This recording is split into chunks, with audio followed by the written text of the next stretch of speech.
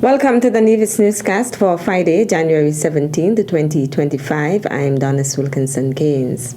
Urology Associates will host its free prostate cancer screening for men in the Federation on Saturday, January 18th at the Malcolm Gishard Recreational Park. Specialist urologist Dr. Brian Cohen, who outlined why Dr. Dwayne Thwaites, who leads the team, chose to host the free screenings in St. Kitts and Nevis, also spoke of the findings over the years.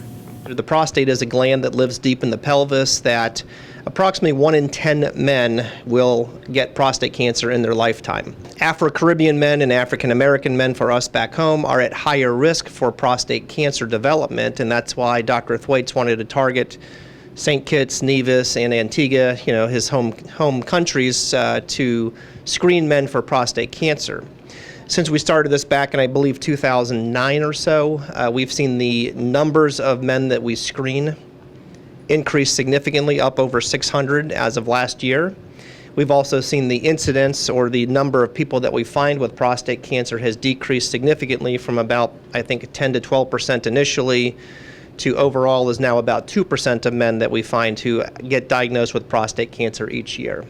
So out of 600 men, still, 15 or so men get diagnosed with prostate cancer, but without the screening, I don't think that we would probably catch that many people. Dr. Cohen is encouraging men to get yearly screenings. This is something that is recommended for men between the age of 40 and 75 to have done on an annual basis. That's the reason why we come every single year. It's not just we check you today in 2025, you're 45 years old, we don't detect any abnormalities, and your PSA is normal and you're good for the rest of your life. It is something that you do need to maintain vigilance over and keep having your PSA test done, which is the blood test, and having your prostate examined once a year to ensure that everything is normal, because obviously over time, something that's normal today may be abnormal tomorrow. Registration will begin at 6:30 a.m. on Saturday, January 18th at the Malcolm Gishard Recreational Park. Superintendent Alonzo Carty, commander of Division C of the Royal St. Christopher and Nevis Police Force, reflected on the challenges faced by the Nevis Division during the past year. He was addressing the division's New Year service on January 9th. The year 2024 brought unique challenges, but it also gave us unique opportunities for growth, triumphs as individuals and as a team. As we reflect on 2024, the homicide rate in our division and the Federation as a whole certainly registers as one of the greatest challenges of the year. And with it came the negative rhetoric.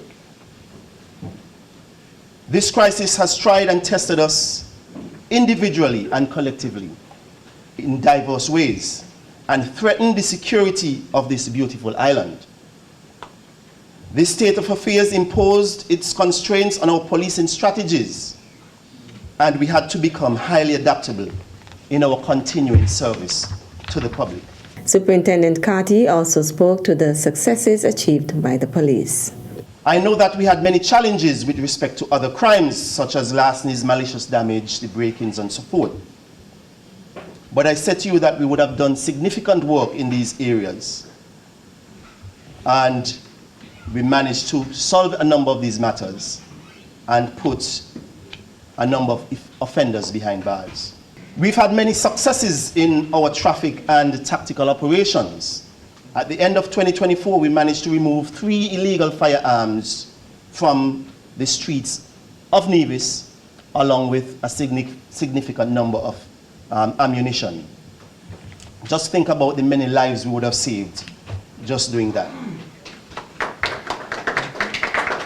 We have also taken very seriously the issue of community policing, where we sought to engage communities around Nevis to hear what their needs are and how we can better serve them.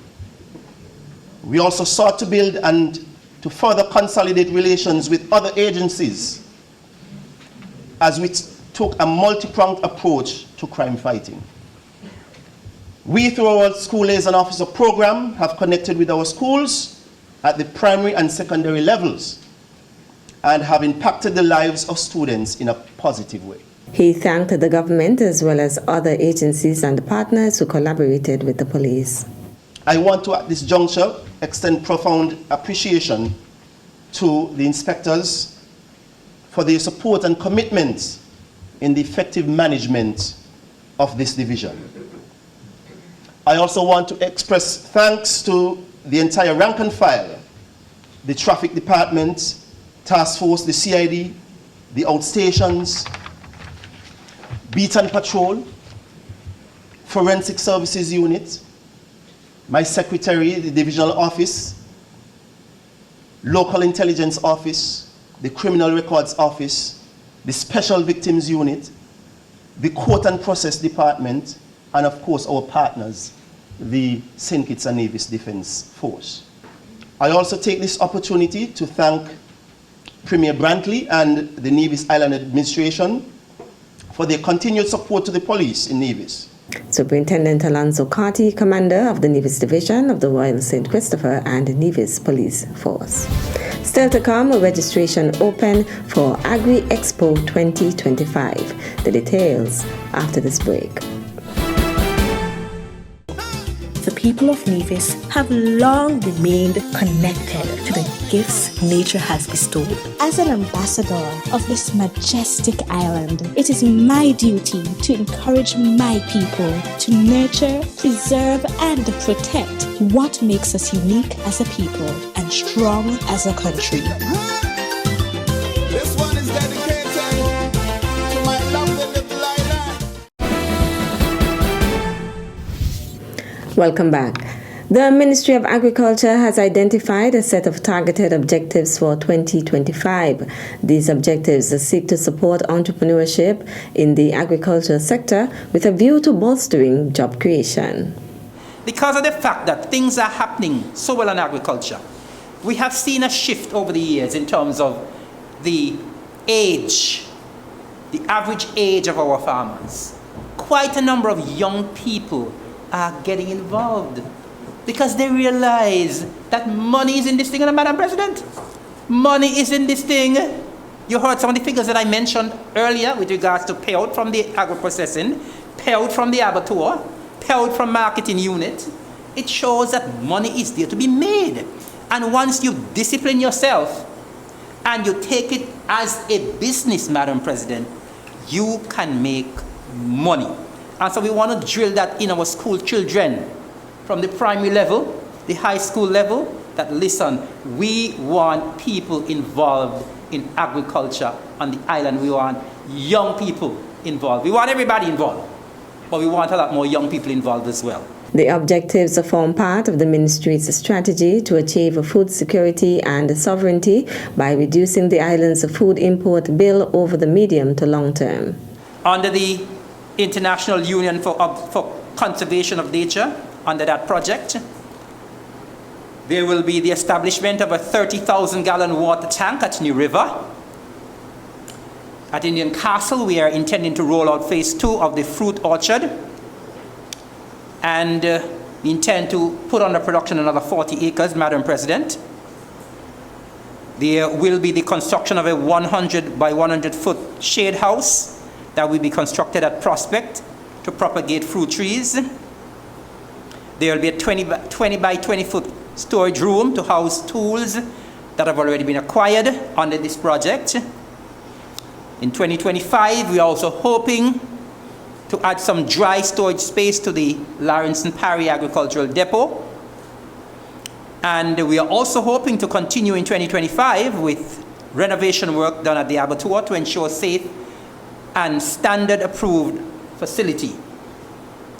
Madam President, I did speak earlier about acquisition of improved ruminant breeds of goats and sheep. We want to be more consistent in terms of our production on the government estates. And of course, we want to continue to facilitate the marketing of our crops, continue efforts for the 25 by 25 initiative. Minister of Agriculture, the Honorable Eric Evelyn, says that there are also plans to expand the Nevis Agro-Processing Center. That unit has grown really tremendously. And as I said, the demand, we cannot provide or produce enough stuff for places like Park Hyatt.